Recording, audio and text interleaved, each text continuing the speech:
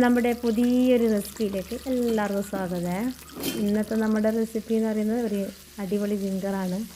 ജിങ്കർ chicken കേട്ടോ. ബർഗറിലൊക്കെ വെക്കാൻ പറ്റിയ ഇതൊന്നും എല്ലാവരും ട്രൈ ചെയ്ത് നോക്ക്. ഇതെങ്ങനെ ഉണ്ടാക്കുന്നതെന്ന് നോക്കിയിട്ട് ഇഷ്ടമായെങ്കിൽ ഒന്ന് ലൈക്ക് ചെയ്യാം കേട്ടോ. അപ്പം നമ്മുടെ വീഡിയോയിലേക്കോട്ടേക്ക് പോകാം. ഞാനിവിടെ ഒരു 2 ബ്രസ്റ്റാണ് എടുത്തിട്ടുള്ളത് ചിക്കൻ്റെ. അത് നീളമായിട്ട് നല്ല ഒരു ഒത്ത കനത്തിൽ കട്ട് ചെയ്ത് നീളത്തിൽ കട്ട് ചെയ്തെടുത്തതാണ്. ഇതിലേക്ക് ഒരു 2 ടീസ്പൂണോളം ജിഞ്ചർ ഗാർലിക് പേസ്റ്റ്, പിന്നെ ഒരു 1.5 ടീസ്പൂണോളം പാപ്രിക്ക പൗഡർ, 1 ടീസ്പൂണോളം ചില്ലി പൗഡർ അതായത് മുളക് പൊടി, പിന്നെ ഒരു 1/2 ടീസ്പൂൺ ജീരകപ്പൊടി, ഒരു 1/2 ടീസ്പൂണോളം കുരുമുളക് പൊടി. പിന്നെ ഞാൻ ഇതിലേക്ക് ചേർത്ത് കൊടുത്തിട്ടുള്ളത് ഒരു 3 ടീസ്പൂണോളം ഹോട്ട് സോസാണ്. ഹോട്ട് സോസിന് പകരം ചില്ലി ഗാർലിക് സോസ് യൂസ് ചെയ്യുക കേട്ടോ, അത് ഉപയോഗിക്കാം. എന്നിട്ട് ഇതിലേക്ക് ആവശ്യത്തിനുള്ള ഉപ്പൂടെ ചേർത്തിട്ട് നന്നായിട്ട് കുഴച്ച് യോജിപ്പിച്ച് നല്ലോണം മസാല പിടിക്കുന്ന രീതിയിൽ ഒരു അരമണിക്കൂർ വരെയെങ്കിലും റെസ്റ്റ് ചെയ്ത് വെക്കാം കേട്ടോ. തലേന്നൊക്കെ മസാല വരട്ടി വെക്കുകയാണെങ്കിൽ നല്ലോണം മസാല പിടിക്കും. പിന്നെ അടുത്തതായിട്ട് ഇതിലേക്ക് നമുക്ക് ഞാനിവിടെ അര കിലോന് മൈദ എടുത്തിട്ടുണ്ട്.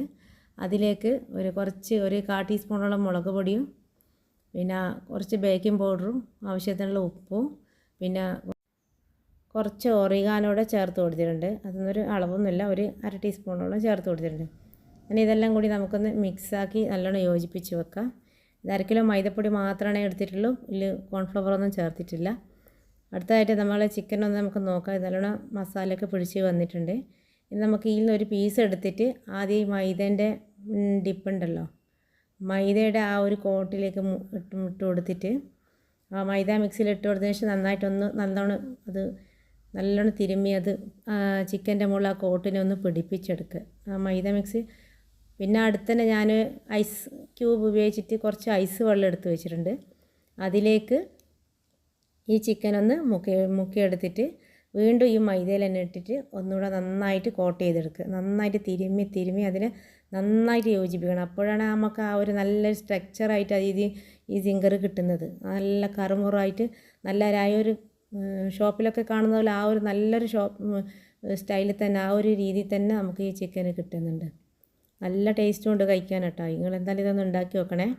പിന്നെ അങ്ങനെ നല്ലോണം ഇതെന്നിട്ട് നമ്മളിങ്ങനെ നല്ലോണം പിടിപ്പിച്ചതിന് ശേഷം നല്ലോണം കുടഞ്ഞു കൊടുക്കണം ഈ ചിക്കന്. അപ്പോൾ ഇതിൻ്റെ മുകളിൽ എക്സ്ട്രാ പിടിച്ചിട്ടുള്ള ആ ഒരു കോട്ടിങ്ങെല്ലാം അങ്ങനെ അങ്ങ് തട്ടിക്കൊടുക്കും. അങ്ങനെ 2 കടി പിടിച്ച് ഇങ്ങനെ നല്ലതായി കുടയുമ്പോൾ അതങ്ങ് എക്സ്ട്രാ ഉള്ളതെല്ലാം അങ്ങ് പോയിക്കോളും, ആ പ്ലേറ്റിൽ തന്നെ അങ്ങ് വീണോളും. എന്നിട്ട് ആ ചൂടായ എണ്ണയിൽ ഓരോന്നായിട്ട് തന്നെ പൊരിച്ചെടുക്കുക. ഇത് നമ്മൾ ഒപ്പരം ഒരുപാട് ആക്കിയിട്ട് അങ്ങനെ വെച്ചിട്ട് ഒരിക്കലും ബ്രോസ്റ്റൊന്നും ഉണ്ടാക്കും അങ്ങനെ ചെയ്യരുത് കേട്ടോ. ഇങ്ങനെ നമ്മളിപ്പോൾ പൊരിക്കാൻ ആവശ്യപ്പോൾ നമുക്ക് എത്രത്തോളം നമ്മളെ ചട്ടിയിൽ കൊള്ളും അതിനനുസരിച്ചുള്ളത് മാത്രം ആദ്യം കോട്ട് ചെയ്തെടുക്കുക. എന്നിട്ട് അത് പൊരിക്കാൻ വേണ്ടി നമ്മൾ ഓയിൽ ഇട്ടതിന് ശേഷം മാത്രം നമ്മൾ രണ്ടാമതും കോട്ട് ചെയ്യാൻ നോക്കുക കേട്ടോ. അങ്ങനെ ഏത് ചിക്കന് ചെയ്യുമ്പോഴും അങ്ങനെ തന്നെ ചെയ്യാം. അങ്ങനെ ആകുമ്പോഴാണ് നമുക്കതിൻ്റെ കറക്റ്റ് പാകത്തിനുള്ള ഒരു ചിക്കന് കിട്ടുക കേട്ടോ. അപ്പോൾ ഇത് അടിപൊളിയാണ്. എല്ലാവരും ഇതൊന്ന് ഉണ്ടാക്കി നോക്കണേ. ഇത് ഇഷ്ടമായി എൻ്റെ ചാനലൊന്ന് സബ്സ്ക്രൈബ് ചെയ്ത് സപ്പോർട്ട് ചെയ്യുക. പിന്നെ ഇതൊന്ന് വീട്ടിലെല്ലാവർക്കും ഒന്ന് ഉണ്ടാക്കി കുട്ടികൾക്കൊക്കെ ബർഗറിലൊക്കെ വെച്ച് കൊടുക്കാൻ നല്ലൊരു ചിക്കൻ്റെ ഒരു റെസിപ്പിയാണ്. ഇതെന്തായാലും നിങ്ങൾ ഉണ്ടാക്കി നോക്കട്ടെ. ചെറിയ നിസ്സാര പണി മാത്രമേ ഉള്ളൂ, പെട്ടെന്ന് ഉണ്ടാക്കിയെടുക്കാൻ പറ്റുന്ന. കണ്ട ഇതിൻ്റെ ഒരു സ്ട്രക്ചർ ആ ഒരു നമുക്ക് കടയിൽ നിന്നൊക്കെ കിട്ടുന്നത് പോലെ തന്നെ ആയിട്ടില്ലേ, അതിനേക്കാൾ രുചിയുണ്ട് കേട്ടോ കഴിക്കാൻ. അപ്പോൾ എല്ലാവരും ഇതൊന്ന് ട്രൈ ചെയ്ത് നോക്കുക.